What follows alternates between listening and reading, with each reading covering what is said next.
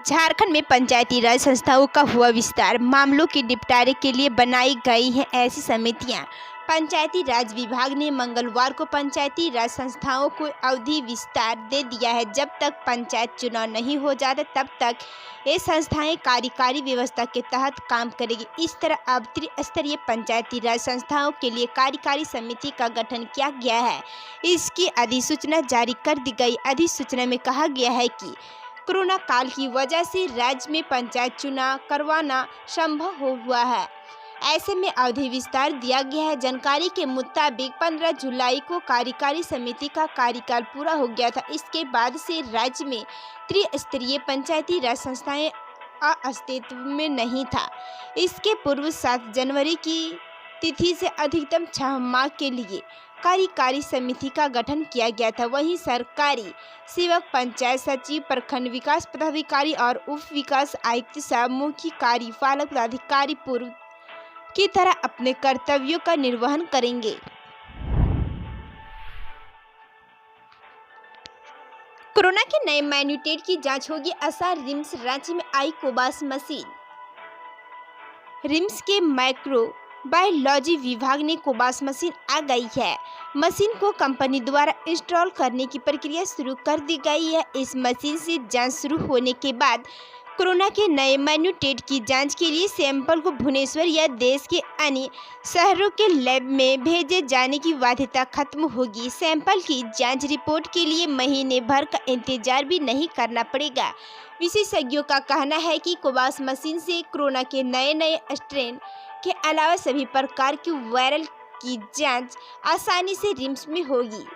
Machine से एक दिन में करीब 1200 सैंपल की जांच होगी। कोबास मशीन से जांच शुरू करने के लिए स्वास्थ्य कर्मियों को भी प्रशिक्षित किया गया है। गौरतलब है कि स्वास्थ्य विभाग द्वारा रिम्स को कोबास मशीन उपलब्ध कराई गई है। इससे वायरस और कोरोना के नए म्यूटेंट राज्य में होने लगेगा। माइक्रोबायोलॉजी विभाग अध्यक्ष डॉक्टर मनोज कुमार ने बताया कि कोबास मशीन के इंस्टॉलेंस की प्रक्रिया चल रही है। अगस्त के अंतिम सप्ताह तक कोबास मशीन की जांच की उम्मीद है। झारखंड में क्राइम पर लगाम लगाने के लिए अब एटीएस ही करेगी छापेमारी। तैयार किया गया प्रस्ताव। राज्य में अब संगठित गिरोह से जुड़े अपराधियों की खैर नहीं। ऐसे गिरोह से जुड़े अपराधियों के खिलाफ पूरे राज्य के किसी भी थाना क्षेत्र में अब एटीएस छापेमारी कर सकेगी। इसके साथ ही अपराधियों के खिलाफ एटीएस के थाना में प्राथमिकी दर्ज की जाएगी और इसकी जांच भी एटीएस ही करेगी। डीजीपी नीरज सिन्हा के सुझाव पर इससे संबंधित प्रस्ताव एडीजी अभियान संजय आनंद लाठकार और आईजी अभियान एवी होमकार ने तैयार किया है। प्रस्ताव पर अनुमति मिलने के बाद एटीएस पूरे राज्य में संगठित गिरोह से जुड़े अपराधियों के खिलाफ जानकारी एकत्र कर कार्रवाई करेगी। इसके अलावा एटीएस में संसाधन और मैन पावर भी बढ़ाए जा सकते हैं। जानकारी के अनुसार डीजीपी का मानना है कि संगठित गिरोह से जुड़े अपराधियों राज्य में लेवी वसूलने के लिए घटनाओं को अंजाम देते हैं। संगठित गिरोह से जुड़े अपराधियों का मकसद भी आतंक फैलाना ही है।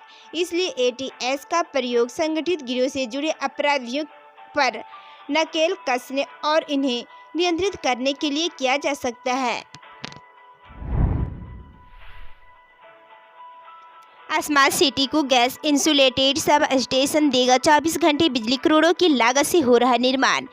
एचईसी में प्रस्तावित स्मार्ट सिटी को बिजली के मामले में आत्मनिर्भर बनाने पर काम हो रहा है। स्मार्ट सिटी में सौर ऊर्जा व अन्य माध्यम से 15 मेगावाट बिजली का उत्पादन प्रस्तावित है। वहीं स्मार्ट सिटी में 24 घंटे बिजली देने के लिए गैस इंसुलेटेड सब पावर स्टेशन भी बनाया जा रहा है। इस सब स्टेशन से स्मार्ट सिटी के एरिया वेस्ट डेवलपमेंट क्षेत्र के 656.3 एकड़ इलाके में बिजली की निर्बाध आपूर्ति होगी। नगर विकास विभाग के निर्देश में 220 करोड़ रुपये की लागत से धुरुव में gas insulated power sub station का निर्माण प्रगति पर है। निर्माणाधीन सब स्टेशन 220/33 केवी का होगा। इसका ट्रांसमिशन लाइन वर्क 132 केवी का प्रस्तावित होगा। बाद में सब स्टेशन को हटिया और मांडर ग्रिड से भी जोड़ने की योजना है। कम भूमि का इस्तेमाल कर अधिक बिजली का उत्पादन होगा। Gas insulated power sub station अब तक की सबसे न्यूनतम तकनीकी है। पुरानी तकनीकी की तुलना में इसमें सब स्टेशन निर्माण के लिए केवल 1/4 जमीन की ही जरूरत होती है। हालांकि gas insulated power sub station के निर्माण कार्य की लागत थोड़ी अधिक है। झारखंड ऊर्जा संचरण निगम लिमिटेड व Ranchi smart city corporation limited मिलकर इसका निर्माण कर रहा है। बच्चों का जन्म प्रमाण पत्र बनवाने में नहीं होगी टेंशन, प्रधानाध्यापकों के कंधों पर होगी जिम्मेदारी। राज्य के स्कूलों में पढ़ने वाले वैसे विद्यार्थी जिनका नामांकन बिना जन्म प्रमाण पत्र लिए किया गया, उन बच्चों का जन्म प्रमाण पत्र बनवाया जाएगा।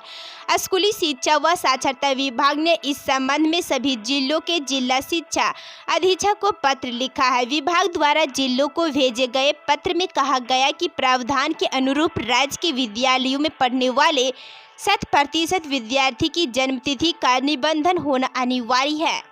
विद्यालयों में नामांकन के समय समझ पदाधिकारी द्वारा निर्गत जन्म प्रमाण पत्र देना अनिवार्य है। बिना जन्म प्रमाण पत्र के नामांकन लिया जाना नियम से विपरीत है। राज्य से अभी वंचित अति पिछड़े एवं गरीब बच्चों को शिक्षा का अधिकार अधिनियम के तहत शिक्षा प्रदान करने के लिए काफ़ी संख्या में विद्यार्थियों का नामांकन बिना जन्म प्रमाण पत्र के ही ले लिया गया है। ऐसे में संबंधित विद्यालयों के प्रधानाध्यापक की यह जिम्मेदारी होगी कि वे बच्चों का जन्म प्रमाण पत्र बनवाना सुनिश्चित करें। जिन बच्चों का जन्म प्रमाण पत्र नहीं बना, उनकी पूरी जानकारी निबंधक को उपलब्ध कराकर कहा गया कि प्रमाण पत्र बच्चों के अभिभावक को उपलब्ध कराने को कहा गया है।